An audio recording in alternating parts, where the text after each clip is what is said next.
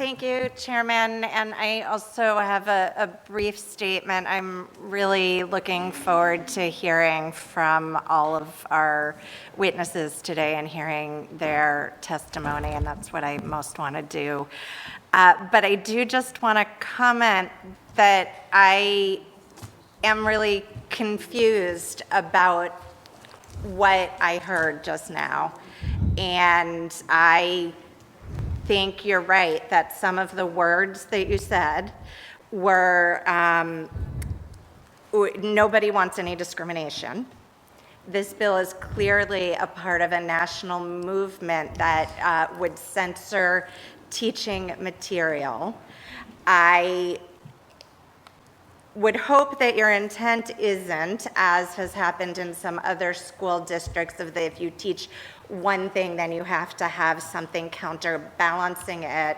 What has happened in other school districts is if you teach about the Holocaust, then you have to teach about why Germans killed Jews. If you teach about slavery as having been a grievous wrong, some call it our original sin of the founding of this country, some say then you have to talk about how slaves were happy, and which is a problem, this equivocating of history and taking things that were clearly grievous wrongs and having to present an alternative side to that.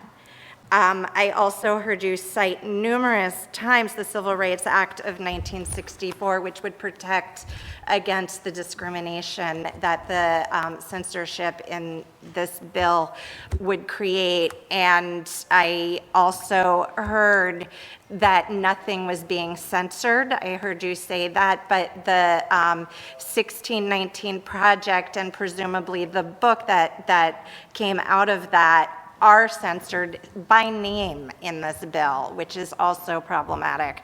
So that's most, and then lastly, although I know a lot of people will talk about this, teachers are often the one safe adult for many kids in many situations. Teachers are not going out and saying, "You look sad. Can I please tell you that maybe you would be happy in a different gender?" Like, that's not a thing that happens. And lots of us need our trusted teachers for us to tell things to and share things with, which might be our sexual orientation, it might be our gender identity, and we need to be able to have those conversations with our trusted adults and have them be able to support us and support our kids. And I think that's really important. And so I'm looking forward to hearing from everybody, and thank you. Okay, I'd like to answer. Okay, brief First statement. of all, in my bill, I made it clear that historical factual events are taught as historical factual events, but only ideological subjects need to be balanced. So obviously, slavery was evil. That's not an ideological concept. That is an historical factual event, as is the Holocaust and so many other things. Those are taught. Specifically, I put those out, talked with Legislative Council to make sure that we got the language right. Historical factual events are taught as historical factual events, but ideology is another thing, because ideology is about beliefs and values. The 1619 Project has been debunked, totally debunked.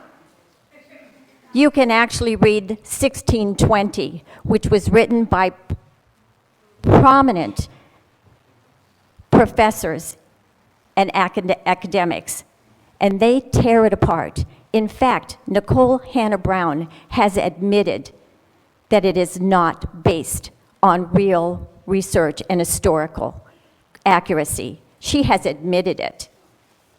Yes, she has. But she wanted to keep the narrative going, and that's Okay, why all she right. continued. Thank So, you. Okay, in conclusion. I think I have a right to talk, You have a Chairman, right- and I you- know that you- you'd like to silence me, but I actually do think No, I have a right to Representative, talk. we She have just people said that are things to me, waiting. and I get to clarify Okay, it. please conclude. Clarify. So ideological material has to be balanced. You can't just keep feeding a bunch of ideology to kids, which then becomes their belief structure, without giving them the other side so they can develop critical thinking skills. I don't want little robots coming out of high school. I want them to be able to think for themselves. You should want it too. As far as being a trusted contact, you're an adult talking to a minor. You have no business talking to them about their intimate sexual lives. Absolutely none. And if they come to you, you should tell them that they need to find time to talk with their parents. I just have one point. Okay. One- That is what finished? counselors and therapists and real mental health professionals would say is the right course of action. Not for a teacher who is not there, who goes home to their own family. It is the parents who have that right.